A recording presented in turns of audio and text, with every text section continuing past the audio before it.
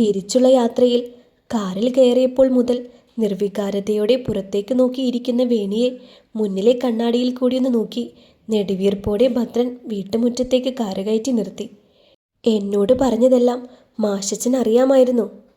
തങ്ങളെ കാത്തെന്നോണം വീടിൻ്റെ അരമതിലിൽ പത്മനാഭനോട് സംസാരിച്ചു കൊണ്ടിരിക്കുന്ന മാഷിനെ കണ്ടുകൊണ്ട് വേണി കാറിലിരുന്നു കൊണ്ട് തന്നെ ഭദ്രനോട് തിരുക്കി. ബലമില്ലാത്ത ഒരു മൂളൽ മാത്രം നൽകിയ ഭദ്രനെ ഒന്ന് നോക്കി അവൾ കാറിന് പുറത്തേക്കിറങ്ങി. നിങ്ങൾ പ്രശ്നം പരിഹരിക്കാൻ കൊണ്ടുവന്നതാണോ മാഷിനെ? ഇനി ഇങ്ങനെ മൂളിക്കൊണ്ടിരുന്നോ? നേരത്തെയും കാലത്തെയും കാര്യങ്ങൾ ചേച്ചിയോട് പറഞ്ഞിരുന്നേൽ ഇങ്ങനെയിരുന്നും മൂളേണ്ടി വരുമായിരുന്നു. താൻ ചോദിക്കുമ്പോഴും മൂളിക്കൊണ്ട് മറുപടി പറയുന്നവരെ ഒന്ന് നോക്കി കെറുവോടെ പറഞ്ഞുകൊണ്ട് മാഷിനടുത്തേക്ക് നടക്കുന്ന വേണിയെ ഒന്ന് നോക്കി അനു പെട്ടെന്ന് തന്നെ കാറിൽ നിന്ന് പുറത്തേക്കിറങ്ങി. എന്താ മോളെ, എന്താ മുഖമൊക്കെ വല്ലാതിരിക്കുന്നേ?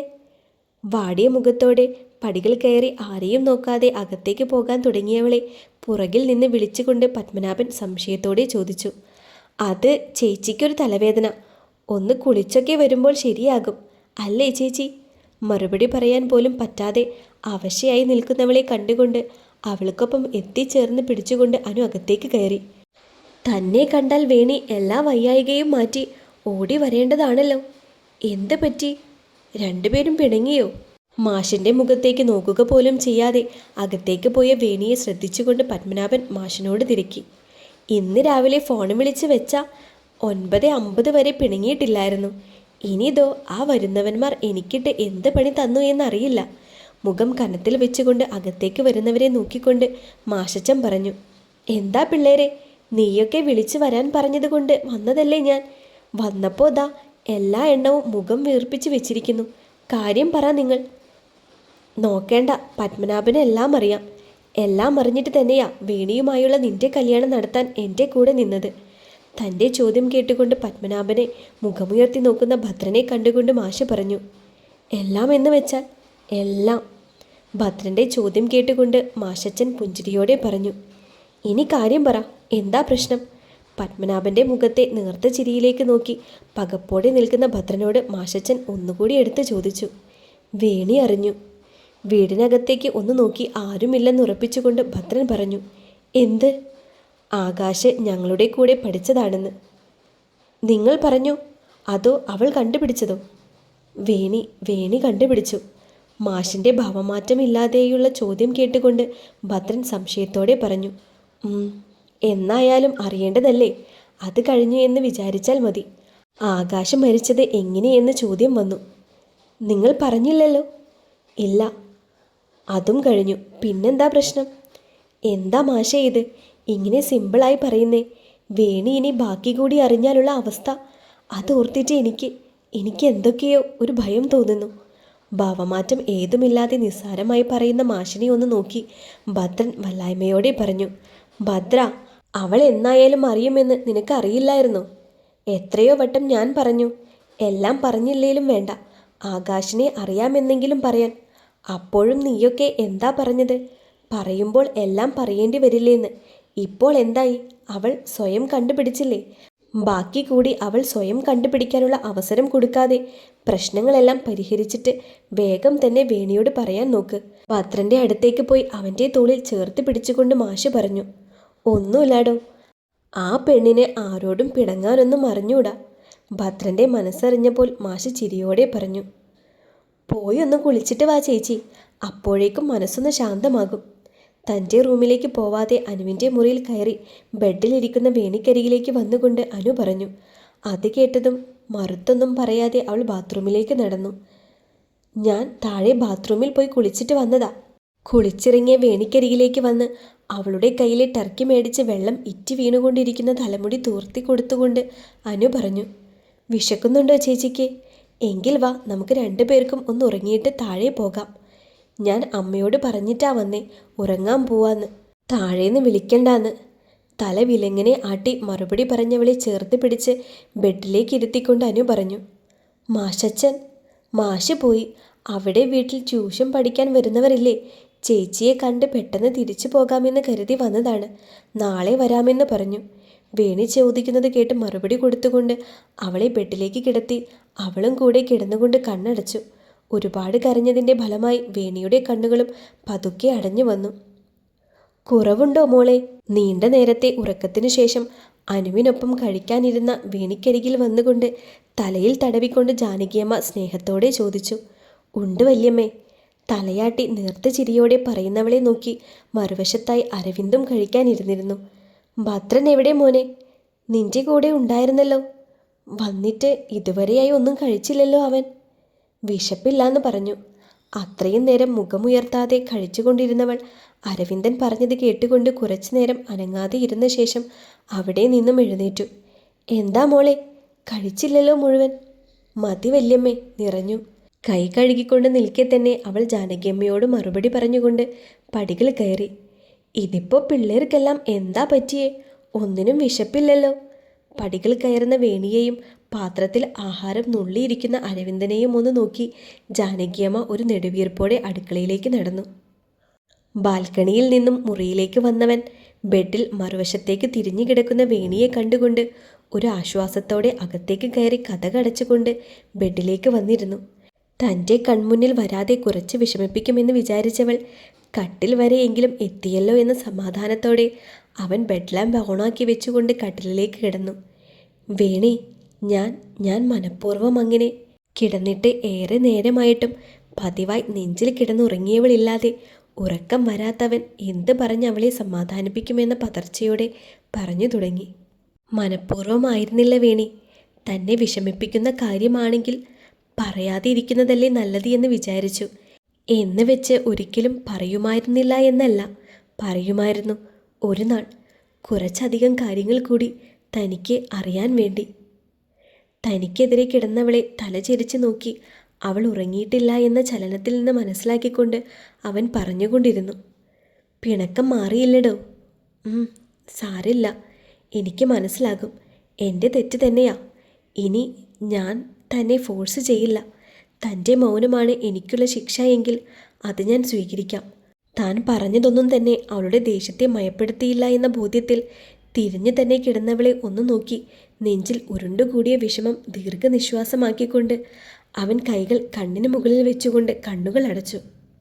നെഞ്ചിലൊരു ഭാരം മറിഞ്ഞുകൊണ്ട് കണ്ണുകൾ തുറന്നതും നെഞ്ചിലായി കണ്ണടച്ച് കിടക്കുന്നവളെ കണ്ട് പെട്ടെന്ന് അവൻ്റെ കണ്ണുകൾ തിളങ്ങുകയും ചുണ്ടിൽ പുഞ്ചിരി വിരിയുകയും ചെയ്തിരുന്നു. കണ്ണുകൾ അടച്ച് കിടക്കുന്നവളെ അത്രയും സ്നേഹത്തോടെ അവൻ ചേർത്ത് പിടിച്ചതും അവൾ കണ്ണുകൾ തുറക്കാൻ തയ്യാറായില്ല. ഇനി എന്തൊക്കെയാ എന്നോട് മറച്ചു വെച്ചിരിക്കുന്നത്? കുറച്ച് നിമിഷങ്ങൾക്ക് ശേഷവും അവൻ ഉറങ്ങിയിട്ടില്ല എന്ന് മനസ്സിലാക്കിക്കൊണ്ട് അവൾ ആ കിടപ്പിൽ തന്നെ ചോദിച്ചു. ഒരുപാടുണ്ട്. എപ്പോൾ പറയും? സമയമെടുക്കും. എത്ര സമയമെന്നറിയില്ല. എന്തായാലും ഉറപ്പായും ഒരു നാൾ പറയും. തൻ്റെ പിണക്കം മാറിയോ? ഇല്ല, മാറിയില്ല. ഭദ്രൻ്റെ ചോദ്യത്തിന് മുഖം വീർപ്പിച്ചുകൊണ്ട് അവൻ്റെ നെഞ്ചിൽ കിടന്നുകൊണ്ട് തന്നെ അവൾ പറഞ്ഞു. പിന്നെന്തിനാ നെഞ്ചിൽ വന്ന് കിടന്നേ? വന്ന് വല്ലതും കഴിക്കാൻ നോക്കിക്കേ. ഈ നേരം വരെ ഒന്നും കഴിച്ചില്ലല്ലോ. അവൻ്റെ ചോദ്യം കേട്ട് പെട്ടെന്ന് ആലോചനയോടെ നെഞ്ചിൽ നിന്നും ചാടി എഴുന്നേറ്റുകൊണ്ട് വേണി പറഞ്ഞു. എനിക്ക് വിശപ്പില്ലാഞ്ഞിട്ടാ വേണി. അതൊന്നും പറഞ്ഞാൽ പറ്റില്ല. ഞാൻ മിണ്ടിയില്ലേ, പിന്നെന്താ? ഞാൻ കഴിക്കാൻ വേണ്ടിയാണോ അപ്പോൾ മിണ്ടിയത്? ഞാൻ കഴിച്ചു കഴിയുമ്പോൾ പിന്നെയും താൻ പിണങ്ങിയാലോ? അവൾ പറയുന്നത് കേട്ടുകൊണ്ട് അവൻ പുഞ്ചിരിയോടെ ചോദിച്ചു. കഴിച്ചു കഴിഞ്ഞ് പിണങ്ങിയാൽ പിന്നെ രാവിലെ വരെ ഫുഡൊന്നും കഴിക്കണ്ട. വന്നേ ഇങ്ങോട്ട്. അവൻ്റെ ചോദ്യത്തിന് മറുപടി പറഞ്ഞുകൊണ്ട് തന്നെ അവൾ കതക് തുറന്ന് മുന്നിൽ നടന്നിരുന്നു. രണ്ടൂടെ പിണങ്ങിയതാ അല്ലേ? പടികൾ ഇറങ്ങി വരുന്ന വേണിയെയും അവൾക്ക് പുറകിലായി വരുന്ന ഭദ്രനെയും ഒന്ന് നോക്കിക്കൊണ്ട് ജാനകിയമ്മ ചിരിയോടെ ചോദിച്ചു. വല്യമ്മ ഉറങ്ങിയില്ലേ? അതിന് മറുപടി പറയാതെ പുഞ്ചിരിയോടെ വേണി ചോദിച്ചു. പോകാൻ തുടങ്ങുമായിരുന്നു. ഇനി കഴിക്കാൻ വല്ലതും എടുത്തു തന്നിട്ട് പോകാം. വേണിയുടെ ചോദ്യത്തിന് ഉത്തരം പറഞ്ഞുകൊണ്ട് ജാനകിയമ്മ അടുക്കളയിലേക്ക് പോകാനായി തുടങ്ങി. വേണ്ട വല്യമ്മേ, ഞാൻ എടുത്തോളാം. വല്യമ്മ കിടക്കാൻ നോക്ക്. സമയം കുറേ ആയില്ലേ. അകത്തേക്ക് പോകാൻ തുടങ്ങിയ ജാനകിയമ്മയുടെ കയ്യിൽ പിടിച്ചുകൊണ്ട് വേണി പുഞ്ചിരിയോടെ പറഞ്ഞു. അത് കേട്ട് ചിരിയോടെ തലകുലുക്കിക്കൊണ്ട് അവർ മുറിയിലേക്ക് കയറി. ഇവിടെ കിടന്ന് കൊതുക് കടി കൊള്ളാതെ അകത്തെങ്ങാനും പോയി കിടക്കാൻ നോക്ക്. അടുക്കളയിലേക്ക് പോകും വഴി സോഫയിൽ ആലോചനയോടെ കിടക്കുന്ന അരവിന്ദനെ ഒന്ന് ഇടം കണ്ണിട്ട് നോക്കിക്കൊണ്ട് വേണി പറഞ്ഞു. എന്നോട് തന്നെയാണോ ആ പറഞ്ഞത്? അടുക്കളയിലേക്ക് പോയവളെ ഒന്ന് സൂക്ഷിച്ചു നോക്കി അടുത്ത് നിൽക്കുന്ന ഭദ്രനോടായി അരവിന്ദൻ സംശയത്തോടെ ചോദിച്ചു. നീയല്ലാതെ ഇവിടെ വേറെ ആരെങ്കിലും കിടക്കുന്നുണ്ടോ? നീ പോയി അകത്ത് കിടക്കാൻ നോക്ക്. പിണക്കം മാറിയോ വേണിയുടെ? അവൾക്കങ്ങനെ ഒരുപാട് നേരം പിണങ്ങിയിരിക്കാനൊന്നും പറ്റില്ലടാ. ചെറിയൊരു വിരോധമുണ്ടെന്നൊഴിച്ചാൽ വേറെ കുഴപ്പമില്ല. അരവിന്ദൻ്റെ സംശയം കേട്ടുകൊണ്ട് ഭദ്രൻ നേർത്ത ചിരിയോടെ പറഞ്ഞു. ഇപ്പോഴാ ഒന്ന് സമാധാനമായത്. ഇത്രയും നേരം ഇതൊക്കെ തന്നെയാ ആലോചിച്ച് കിടന്നിരുന്നത്. ഇനിയൊന്ന് ഉറങ്ങട്ടെ. ഭദ്രൻ്റെ ചിരി കണ്ട ആശ്വാസത്തിൽ സോഫയിൽ നിന്ന് എഴുന്നേറ്റ് പറഞ്ഞുകൊണ്ട് അവൻ ചിരിയോടെ അകത്തേക്ക് നടന്നു. താൻ കൂടി കഴിക്ക്. ആഹാരം വിളമ്പുന്നവളെ നോക്കി കസേരയിലേക്കിരുന്നു കൊണ്ട് ഭദ്രൻ തിരക്കി. ഞാൻ കഴിച്ചതാ. താൻ കൂടി ഇരുന്നാലേ എനിക്ക് കഴിക്കാൻ പറ്റൂ.